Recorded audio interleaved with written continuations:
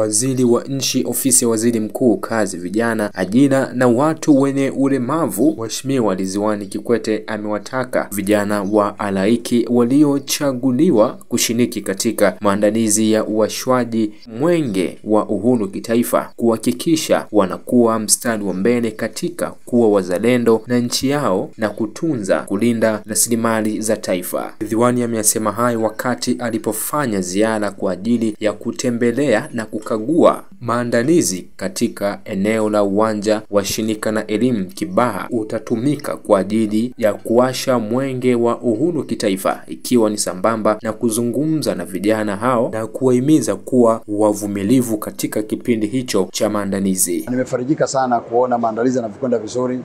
Tumeona mazingira yote ya eneo ambalo utawashiwa Mwenge wa Uhuru, na baada ya hapo tukaenda kuona vijana wanaofanya watakaoshiriki na halaiki.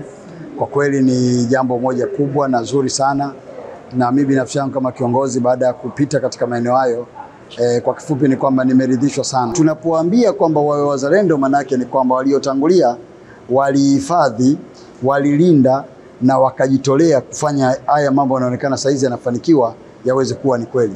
Kwa hiyo tunaendelea kuwafundisha watoto, tunaendelea kuwaandaa watoto ili waweze kujua kwamba wasione vielea vimeundwa na uundaji wenyewe ni wa Tanzania wenyewe. Naye injinia kutoka ofisi ya mkuu wa mkoa wa Pwani, Chazi Kabeo, ambaye pia ni msimamizi wa ukarabati wa eneo la uwanja utakaotumika kuwashiwa Mwenge wa Uhuru, amebainisha kwamba kwa sasa ukarabati umefikia 75%.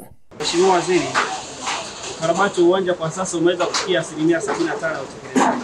Kwa upande wake, mkuu wa mkoa wa Pwani Alhaji Abubakari Kunenge amebainisha kwamba maandalizi yote kwa ajili ya kuelekea katika tukio la kuwasha Mwenge wa Uhuru kitaifa yanaendelea vizuri katika eneo la miundombinu ya barabara, shati ya umeme, maji, ambapo amesema hadi sasa hali ya ulinzi na usalama imeimarishwa kwa kiwango kikubwa. Kwa hiyo tulichagua uwanja wa pale shirika la elimu Kibaha, na uwanja wenyewe unatakiwa uwe na mambo kadhaa. Kwanza lazima tuwe na pitch na uwanja wenye nyasi, inatakiwa tuwe na mzunguko runway ambapo haina tope, lakini natakiwa tuwe na maeneo ya majukwaa ambapo wananchi watakaa, tuwe na maji ya kutosha, tuwe na vyoo vya kutosha, tuhakikishe kuna umeme, kuna mwanga unapatikana. Kwa hiyo kuna mambo ya kwanza yalikuwa ni kuweka mazingira ya maandalizi ya uwanja. Mmeona tunajenga pale, tunajenga majukwaa, tunatengesha mitaro ya maji, kwa sababu kipindi hiki ni kipindi cha mvua na inawezekana siku hiyo mvua ikanyesha kama sasa unaona mvua imenyesha, na mmeona mvua imenyesha lakini maji yameondoka. Kwa hiyo kuna kazi kubwa ambayo imefanyika pale. Kwa upande wa uwanja, tuna matarajio yetu, sisi tunafanya kazi usiku na mchana.